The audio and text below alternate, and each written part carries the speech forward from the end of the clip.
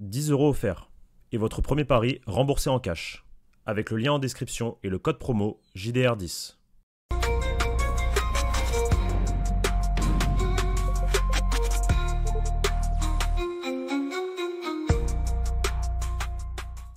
Bonjour à tous les amis, comme promis, nouvelle vidéo sur la chaîne YouTube du Journal du Real. Je suis en compagnie de Léo qui a bien fait ses devoirs cette nuit à regarder l'Argentine, mon petit Léo. C'est Euh, ça. j'ai eu des bons retours dans la nuit de Mastantuono, un petit message de Léo, le match là de Mastantuono, etc. Mais je t'ai tout à l'heure et J'ai finalement, parlé trop vite. ouais, t'as parlé un peu trop vite visiblement. On va revenir plus en détail du coup sur le match du jeune gamin argentin avec l'Albi Céleste. Il y a aussi Valverde qui a joué, si je dis pas de bêtises, avec le brassard de capitaine. Uruguay, ils ont gagné, ils sont qualifiés pour la Coupe du Monde des clubs. La Coupe du Monde des clubs. Je commence bien. La Coupe du Monde tout court. Il me semble. J'ai Ouais. pas suivi du Il tout. te semble. Pas Non, mais suivi. oui, je crois que c'est bien le cas. Brésil 3-0 également. Carlo Ancelotti, hein, légende du Real Hmm. Madrid, a remporté son match également. Mais ouais, donc l'Argentine, Léo, ils ont fait quoi? Ils ont gagné, ils Ils ont ont gagné 3-0 face au 3-0. Venezuela. Doublé de Messi, Ok. qui a Messi, sûrement fait ses adieux au Messi, public argentin. Messi qui jouait son dernier match, il l'a confirmé à la fin en Argentine. Donc un monument, hein, l'un des big boss du football qui s'en va. Ça fera bizarre d'ailleurs quand il arrêtera le football. Mais voilà, t'as regardé donc en profondeur Mastantuono. Fais-nous un petit brief de tout ça, parce que les premiers messages que tu m'as envoyés dans la nuit, c'était plutôt positif. Ouais, c'était plutôt positif parce que déjà, moi, ce qui m'a marqué, c'est que je l'ai trouvé beaucoup plus à l'aise, notamment techniquement, Mhm. qu'avec le Real Madrid. Sûrement moins de pression, un climat qu'il connaissait un peu mieux et beaucoup moins de déchets. Je sais pas ce que tu as pensé toi au Real Madrid, mais je trouvais qu'il y avait beaucoup de déchets techniquement. Là, il y en a eu très peu. Il était très connecté avec les autres, notamment avec Messi. Deux, trois situations où ça combinait super bien. Il jouait à droite encore, hein, comme au Real, sur l'aile droite. Mais au fil du match, il s'est un petit peu éteint et ça a été, je trouve, pendant la première demi-heure, l'un des meilleurs Argentins. Ok. Et ensuite, quand les autres joueurs se sont un peu réveillés, du côté de l'Argentine, je pense à Paredes, je pense à Rodrigo De Paul, même Alvarez. Euh, Mastantuono s'est un petit peu éteint. Euh, il y a des bonnes choses à retenir de son match, Quand tu dis mais des bonnes choses, quand tu dis des bonnes, on focus sur ça pour le moment. Quand tu ouais. dis des bonnes choses, quoi particulièrement positif? Alors, moi, les bonnes choses que je vois dans ce match, c'est que déjà, techniquement, beaucoup moins de déchets, voire très, très peu de déchets.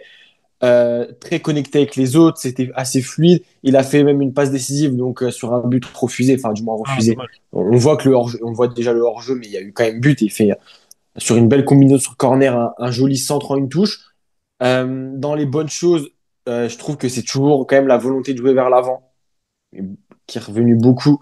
Chose qu'au Real Madrid, j'ai trouvé des fois un petit peu trop timide, à jouer souvent vers l'arrière. Là, c'était beaucoup vers l'avant.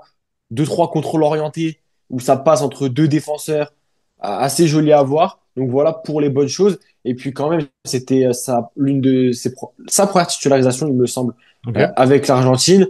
À son âge, c'est quand même un truc de fou. L'événement, c'était évidemment le dernier match de Messi en Argentine, mais il s'est pas caché. J'ai trouvé qu'il voulait quand même voilà, se montrer. Beaucoup de personnalité, c'est quelque chose moi que je vois beaucoup en joueur. Mais c'était pas non plus, il a pas crevé l'écran, on va dire. Pas crever l'écran. Et donc pourquoi il n'a pas crevé l'écran? Et comme tu nous as expliqué, donc il a commencé à s'éteindre progressivement à partir de la 30e minute, c'est ça? Quand Ouais, déjà. fin de la première Ouais, mi-temps, et puis après en seconde, il sort à l'heure de jeu. En seconde, il est beaucoup moins en vue également, d'accord. beaucoup moins dans les circuits de passe de l'Argentine. Et puis Au voilà. passage, au passage, petite anecdote, mais il a joué donc à l'Estadio Monumental, donc le terrain de son ancien club. Exactement. Donc Ce qui peut expliquer, anecdote sympa quand même pour bien sûr. comment dire le dernier match de Léo Messi dans son ancien stade. Ce qui peut expliquer aussi ses bonnes premières 30 minutes parce qu'il est habitué du coup à jouer Mm. là-bas. Ouais, donc il s'éteint progressivement jusqu'à sortir à la 60e minute donc. C'est ça. Il s'éteint progressivement, mais c'est surtout moi le hic que j'ai avec Mastantuono pour l'instant. Est-ce que c'est moi, j'avais des attentes un peu trop hautes sur ce point-là. Je pensais qu'il était beaucoup plus percutant Ok. par les dribbles, par la vitesse. Alors, est-ce que ça s'explique parce que le niveau, ça grimpe encore d'un étage avec l'Argentine au Real Madrid et que du coup, dans le championnat argentin, il a plus cette facilité à passer par la vitesse devant le défenseur. Mais je le trouve un petit peu trop timide, un petit peu moins dribbleur que ce que j'avais imaginé. Moi, c'est Par ça. contre, on sent que la patte gauche, elle est Ouais. là, qu'elle peut vite se chauffer. Mais c'est là pour moi que j'ai une petite retenue pour l'instant. Moi, c'est là où je vais rebondir, c'est sur la timidité. Moi, j'explique pour le moment, effectivement, comment dire, des rencontres, des matchs à demi-teinte avec le Real Madrid, parce que j'ai l'impression, de ce que je vois, et c'est un gamin, il a 18 ans, il vient d'avoir 18 ans, il est tout jeune, etc. Il a quand même une certaine prestance, une certaine maturité, ça se voit. Il fait pas gamin. Voilà.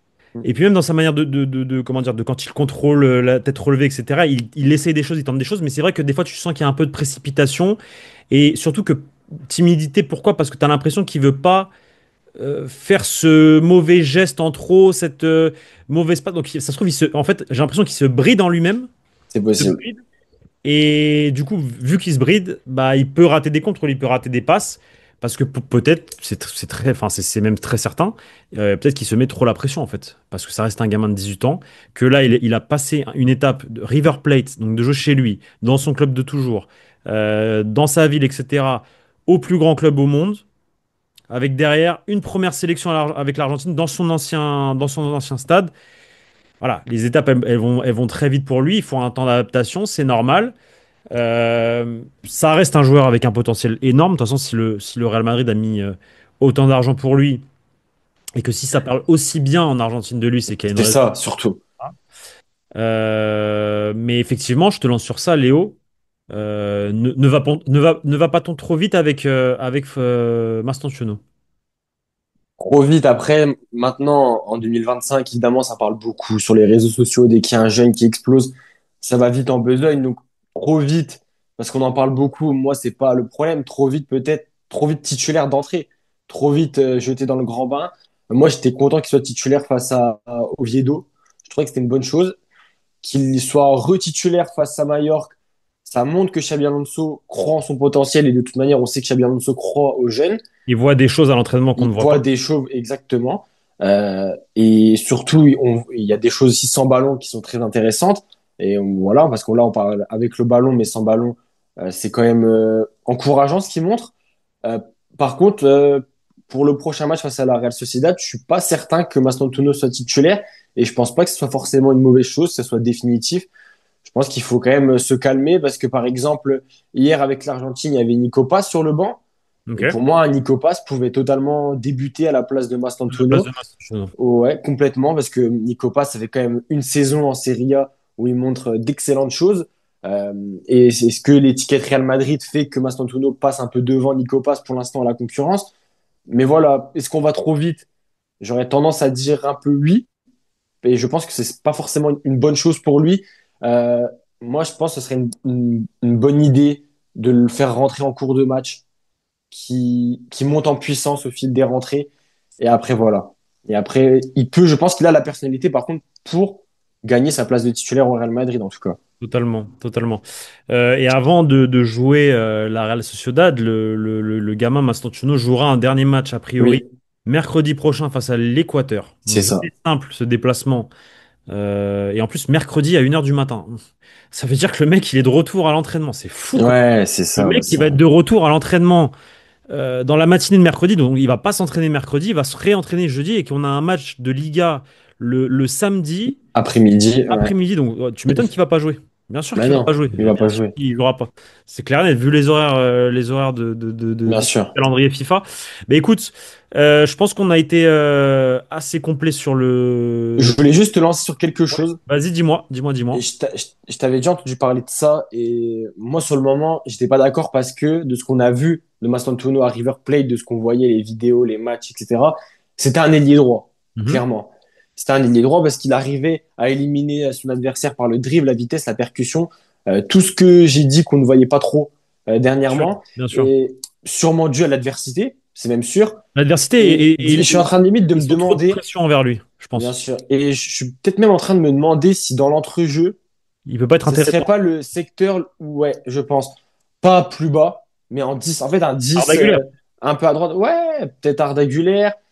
En fait, moi, de ce que je vois, moi, enfin, de ce que je voyais, je m'attendais un peu, tu sais, à un Di Maria, un peu. Un Oui. ailier Oh, ouais, droit, mais c'est pas le cas. mais c'est pas le cas. C'est ce que je m'attendais à ça, mais Il est c'est pas pas du le tout, cas. il est pas aussi percutant qu'un ailier, hein. Ça, Non, en fait, c'est c'est un joueur ça. de ballon, Mm, qui est percuté, qui s'est dribblé, qui s'est accéléré, mais ça reste quand même un garçon assez grand, c'est ça. assez élégant. C'est un meneur de jeu en retrait. Enfin, Mais moi, excentrique. j'ai, mais moi, j'ai un peu du mal avec ces ailiers qui percutent pas, en fait. Faux pieds qui percutent pas. Surtout dans le football actuel. C'est ça. Dans un Parce que moi, football si très direct. ça devient un Grealish Manchester City des 2 dernières saisons, non merci, tu vois. Moi, je l'ai dit, dans le profil, dans le joueur, je voyais un potentiel aussi meneur de jeu bien plus centré au milieu, avec des qualités, effectivement. Plus l'âge va passer, plus il va prendre en maturité. Il peut très bien jouer dans un milieu à 3. Moi, je pense qu'il a les qualités pour. Si des mecs comme Di Maria ont su le faire, lui, avec ses qualités à lui, je ne vois pas pourquoi il n'arriverait pas à le faire, et encore plus avec un coach comme Xabi Alonso.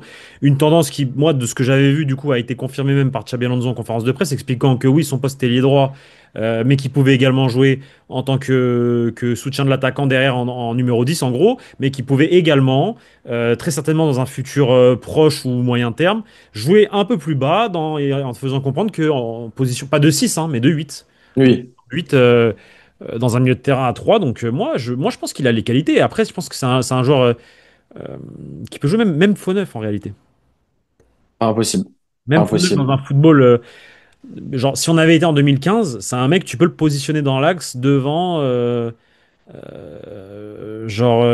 le trouve par exemple hyper technique et comment dire, et sûr de lui avec le ballon. Donc en fait, tout ce que faisait par exemple un Cesc Fabregas en tant que faux neuf à l'époque, bah, Mastantuono aurait pu te le faire à cette époque-là. Et en plus de ça, il a la percussion, tu vois, et il a le dribble, la vivacité, chose que Ben, d'autres n'avaient pas, mais pour l'instant, il le montre pas suffisamment. bien sûr. L'aspect vraiment percuteur, Parce que c'est casser encore dans la les tête. reins de l'adversaire, je pense aussi. C'est de la confiance, c'est gagner des minutes, c'est jouer en Europe, c'est tout. Faut comprendre que c'est tout Bien sûr. un nouvel écosystème pour Et lui. on en avait parlé de toute manière. Bien sûr. On en avait parlé. Donc, Toi, demain, tu changes de club. Tu vas jouer en région parisienne. En région... hum, Tu bégayes ou pas les premiers matchs? je peux bégayer. Voilà, tu peux bégayer. Je peux Donc, bégayer. tu vas bégayer août, septembre et octobre, tu vas te réveiller.